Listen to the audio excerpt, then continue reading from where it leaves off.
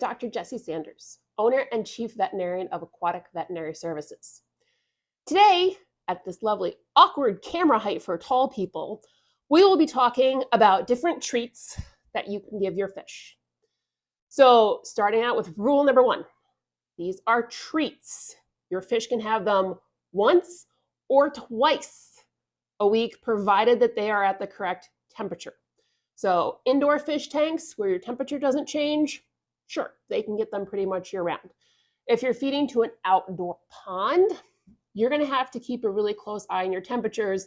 And if you're below, we'll say mid 60s, no treats for your fishies. Sorry, I know they're going to give you the puppy eyes of, hey man, where's my snacks? But you have to ignore it. At low temperatures like that, it's hard enough for them to process these carbohydrates and protein. You really don't need to make their lives any more difficult. So when it comes to treats, and again, these are addendums to their normal pelleted diet. This should not be replacing any of their normal diet unless you have talked to your veterinarian and you have certain nutritional needs that need to be met. So I've grouped the most common ones here. We got the junk food, the high carb but good vitamin, and then the protein side of things. But before we get started, we need to talk about your fish's digestive system. So most pet fish species, pretty much all of them, do not have an acidic stomach.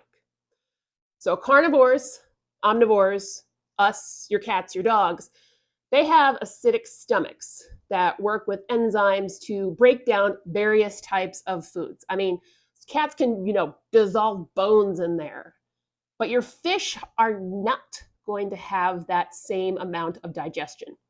Most fish have grinding teeth in the back of their mouth. Some have little pointy teeth, which they can kind of rip pieces of flesh. But again, those are going to be carnivores, not our typical, pet fish, koi, goldfish, betta fish. So after they've ground everything up, it's pretty much just going to be slowly absorbed through their very, very long GI tract.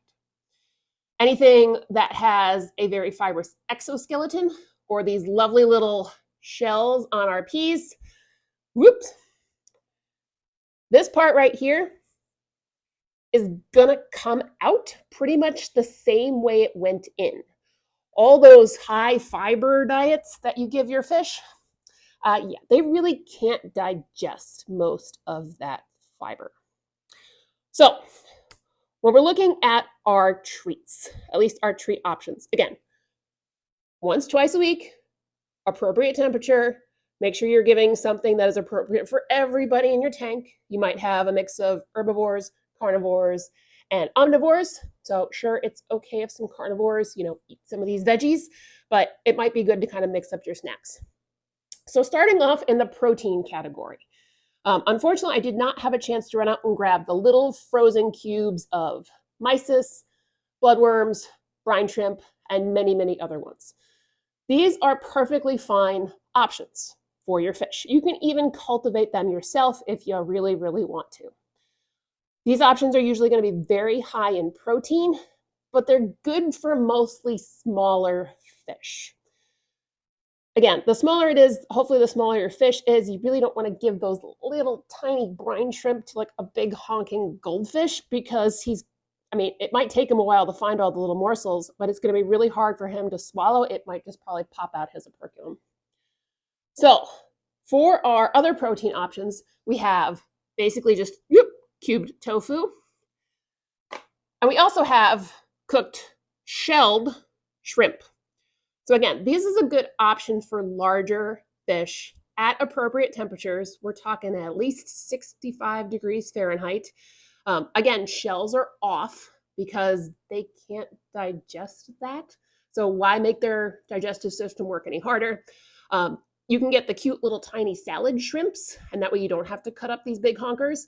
Or you might have a fish that's big enough to eat some of these. Oh, we got a cat here. I know, you're going to want these shrimp too. I know, this is Trixie. She likes helping with videos. So I know, we're going to play with you later, I promise. So those are our big protein options.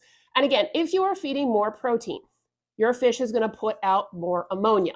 That is just what the waste product from protein is.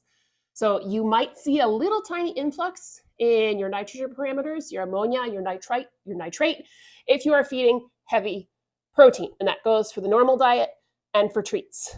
We have some clients who, when they're getting their fish ready for a big show, will go really heavy on the protein, really bulk them up, mostly going to the ovaries, I'm not going to lie.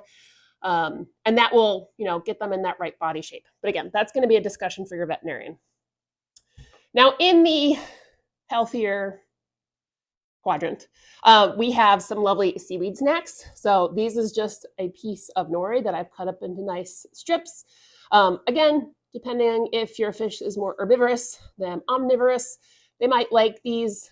They make all sorts of fancy hanging clips for this. I usually just stick it under a rock, and that way they can kind of forage underneath and get that normal behavior.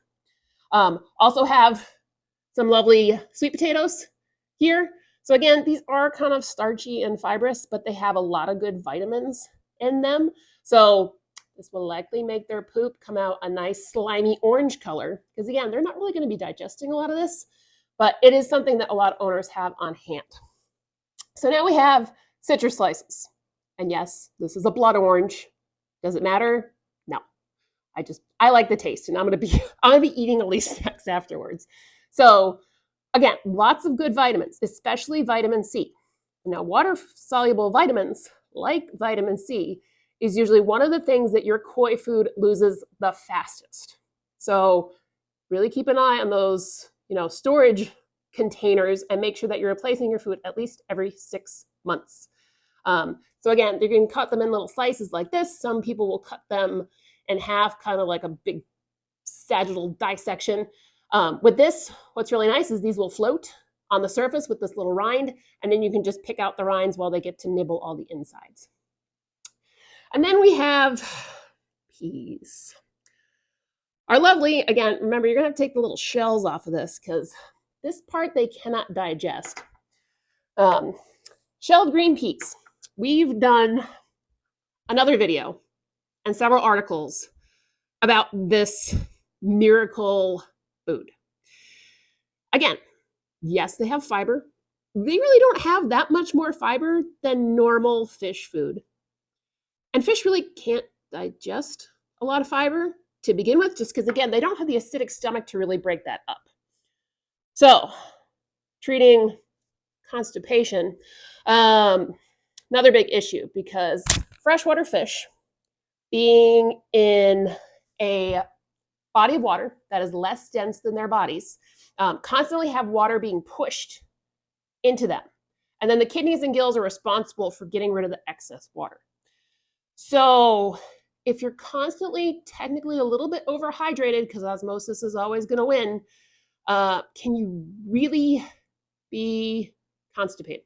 Because constipation definition is dry, hard stools. And if you're constantly oversaturated with water, they don't go together. Certainly in some fish. Again, the GI tract, not that fancy. So it doesn't have those big rippling muscles like ours do to move things along. So if there's an issue, if they're sick, if they've eaten something funky, you can have ileus, which is where the GI tract stops moving. It is rare. In all the cases I had in 10 years, I've never really once had a case of ileus.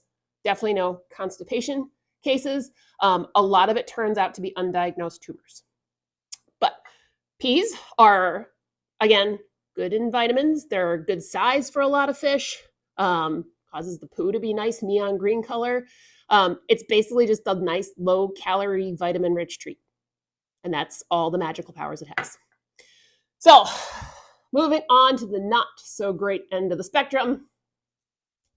This is lettuce. It's pretty much all water, which your pond is, which your fish is. Some fish really like nibbling on this stuff, but again, it's like they're eating water. I don't really care for it much myself anyway. And then we have Cheetos, or the fish equivalent of these lovely puffed up cheese snacks. Usually they're made with fish powder, Sounds delicious, doesn't it? And a whole bunch of other stuff that gives them this lovely color. These are not good for your fish. Basically, as soon as you add them to water, they start disintegrating, and your fish can't really even swallow these.